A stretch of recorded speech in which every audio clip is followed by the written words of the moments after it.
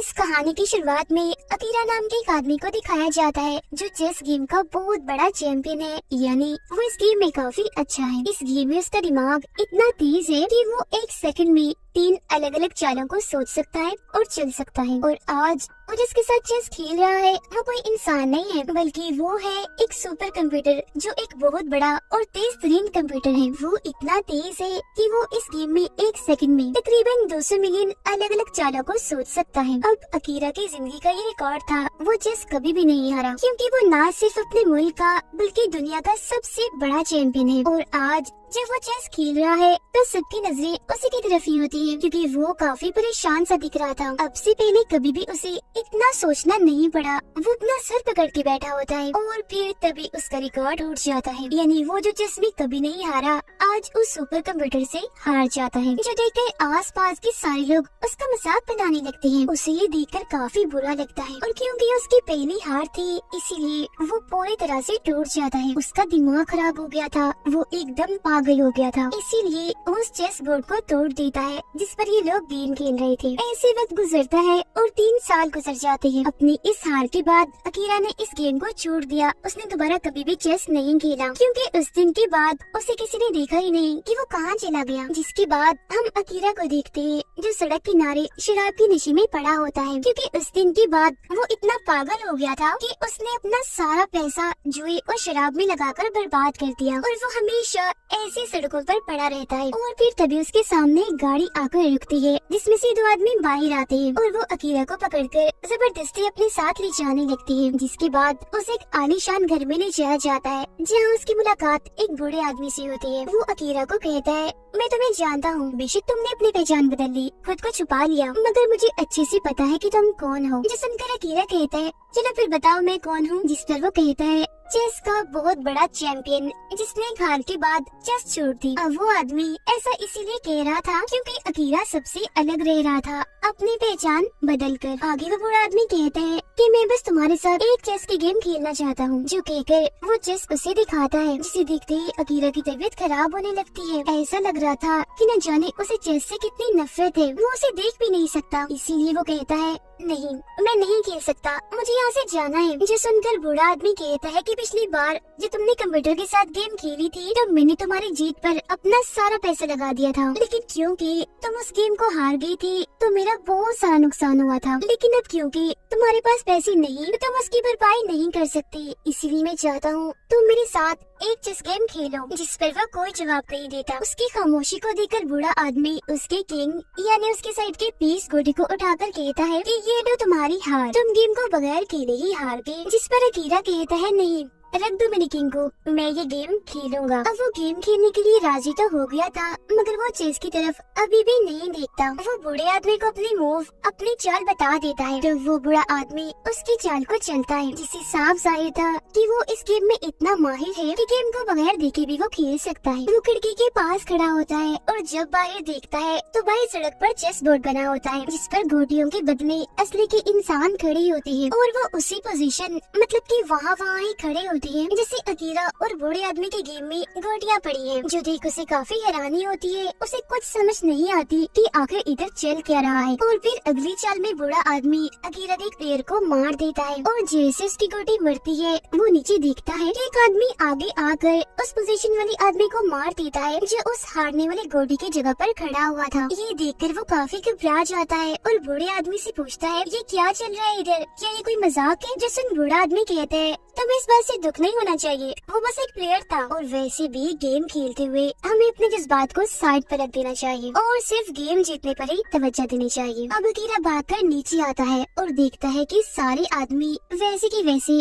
उसी पोजीशन में अभी भी खड़े हुए हैं। इसलिए वो भागकर उस आदमी के पास जाता है जिसे चाकू से मारा गया था, जहाँ वो आदमी अपनी आखिरी सांसें गिन रहा था। मगर हैरत, उसके चेहरे पर कोई तकलीफ कोई अफसोस नहीं होता, बल्कि वो अकीरा से पूछता है, व्हाट्स द नेक्स्ट मूव, यानी कि तुम्हारी अगली चाल क्या है? और इतना कहते ही एक मुस्कुराहट के साथ उसकी मौत हो जाती है। और फिर तभी वो सारे आदमी जो यहाँ चेस की गोटियों की पोजीशन में खड़े थे वहाँ से चले जाते हैं।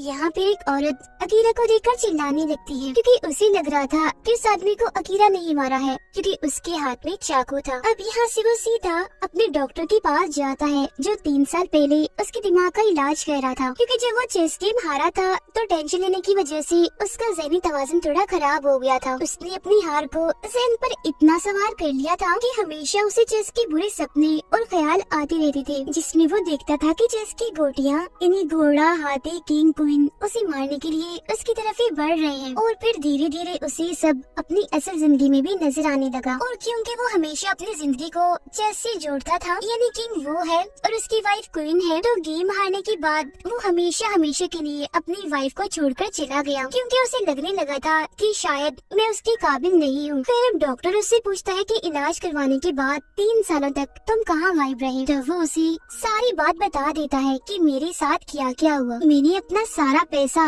जुए शराब में उड़ा दिया और सड़कों पर पड़ा रहता था। साथ ही वो डॉक्टर को उस बुरे आदमी के बारे में भी बताता है जिसके साथ वो चेस खेल रहा था, कि कैसे गेम के मुताबिक एक असल इंसान की मौत हो गई, जो सुनकर डॉक्टर को लगता है कि ये सिर्फ अकीरा का वहम है, ऐसा कुछ नहीं हुआ होगा। अब इससे पहले कि अकीरा डॉक्टर को और कुछ कहता, उसके प्रिंटर से एक प्रिंट बाहर आता है जिसकी तस्वीर चेस बोर्ड जैसी थी। उस पर भी यही लिखा था कि व्हाट्स द नेक्स्ट मूव, मतलब कि तुम्हारी अगली चाल क्या है, जिससे अकीरा समझ जाता है कि बुरे आदमी के साथ जो गेम उसने शुरू की थी वो अब भी चल रही है, जिस वजह से वो कहता है कि मैं चाहता हूँ मेरा जो प्लेयर है वो एक दूसरी पोजीशन E3 पर चला जाए। जिसके बाद एक और प्रिंट बाहर आता है जिसके मुताबिक बताया जाता है कि E3 पोजीशन में जाने के बाद बुरे आदमी की जो क्वीन है वो अकीरा के घोड़े को मार रही है। तब होता भी बिल्कुल ऐसा ही है। अगले ही पल यहाँ अकीरा का जो डॉक्टर होता है वो मरने लगता है। ये देखकर वो पूरी तरह घबरा जाता है और सोचने लगता है कि आखिर ये डॉक्टर घोड़े वाला प्लेयर कैसे हो सकता है। और फिर तभी उसकी नजर सामने लगी डॉक्टर की तस्वीर पर जाती है जिसमें डॉक्टर एक घोड़े के ऊपर बैठा हुआ था, जिससे वो समझ जाता है कि मेरे गेम में जो मेरा घोड़ा था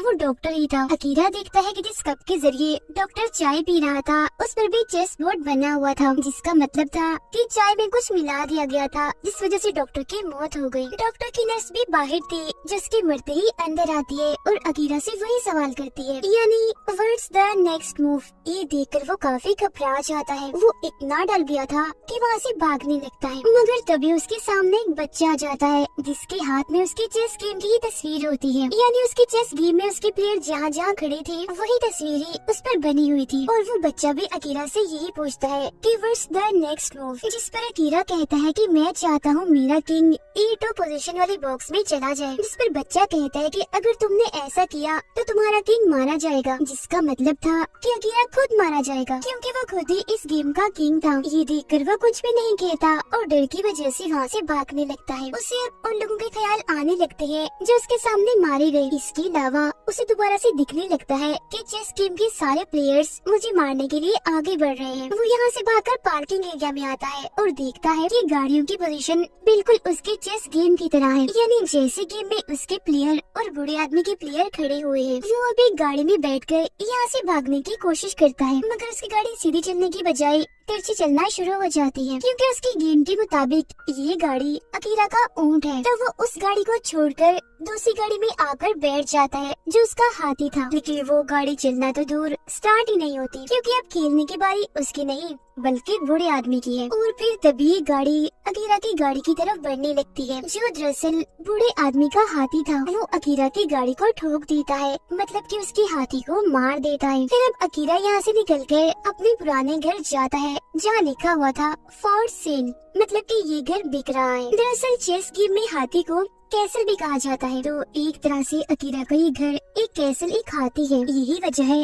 कि उसके हाथी के मरने के बाद अभी उसे छीन गया। अब अकीरा को सारी बात समझ आ जाती है। वो सोचने लगता है कि मेरी वाइफ की जान भी खतरे में है क्योंकि वो उसके लिए क्वीन है। इसीलिए एक बार फिर वो बूढ़े आदमी के पास जाता है और उसे पूछता है बताओ मेरी वाइफ कहाँ है, जिस पर बूढ़ा आदमी कहता है पता नहीं, लेकिन हाँ अगर तुम चाहो तो अपने किंग यानी अपने राजा को हटाकर गेम को रोक सकते हो, यानी एक तरह से गेम में हार मान जाना। जो सुनकर अकीरा को वो वक्त याद आने लगता है जब वो कंप्यूटर के साथ चेस गेम में हार गया था और लोगों ने उसका इतना मजाक बनाया था। इसीलिए वो फैसला करता है कि मैं किंग को नहीं हटाऊंगा बल्कि बूढ़े आदमी के साथ गेम खेलूंगा। इसीलिए वो उसके सामने आकर बैठ जाता है और अब ये दोनों गेम खेलना शुरू कर देते हैं।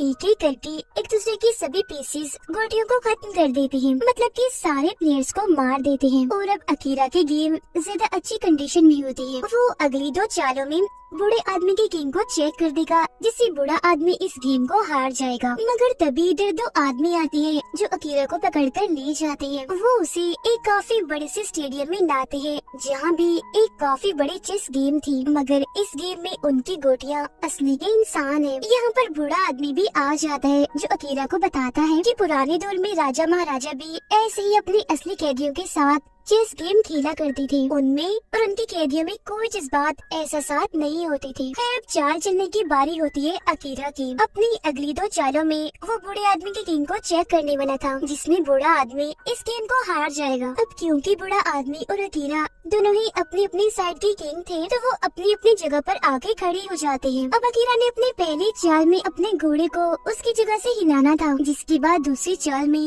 वो बूढ़े आदमी को हरा देगा। तभी बूढ़ा आदमी उसे बताता है कि अगर तुमने अपने घोड़े को हिलाया तो जो मेरा हाथी है वो तुम्हारी रानी, तुम्हारी क्वीन को मार देगा। फिर जैसे ही क्वीन का नगाह बटाया जाता है तो अकीरा देखता है कि वहाँ सच में क्वीन की जगह और कोई नहीं बल्कि उसकी वाइफ है, जिसे इन लोगों ने बांधा हुआ है। जिसे देखकर वो काफी घबरा गया था, क्योंकि अगर वो घोड़े को हिलाएगा तो उसकी वाइफ मारी जाएगी। अपनी वाइफ को बचाने के लिए अकीरा जैसे ही आगे आता है तो ऊपर खड़ा आदमी गोली चलाकर उसे रोक देता है और बताता है कि कोई भी अपने बॉक्स से बाहर नहीं निकल सकता, ये गेम का असूल है। जिस पर बूढ़ा आदमी भी उसे कहता है कि चेस गेम में जज्बात की कोई कदर कोई अहमियत नहीं होती, वही जज्बात जो अब तुम्हारे अंदर आ रही है अपनी वाइफ को लेकर, इसीलिए तुम्हें अपनी वाइफ के बारे में नहीं सोचना चाहिए बल्कि गेम जीतने पर ध्यान देना चाहिए। इस पर अकीरा कहता है कि नहीं, मैं अपनी वाइफ से बहुत प्यार करता हूँ, इसलिए मैं उसे बचाना चाहता हूँ। तो अब वो अपने घोड़े को उसकी जगह से ना हिलाकर खुद अपनी जगह बदलकर दूसरे बॉक्स में एक प्लेयर के सामने आ जाता है, क्योंकि ऐसा करके ही वो अपनी वाइफ को बचा सकता है। और अब जाहिर है ऐसा करने से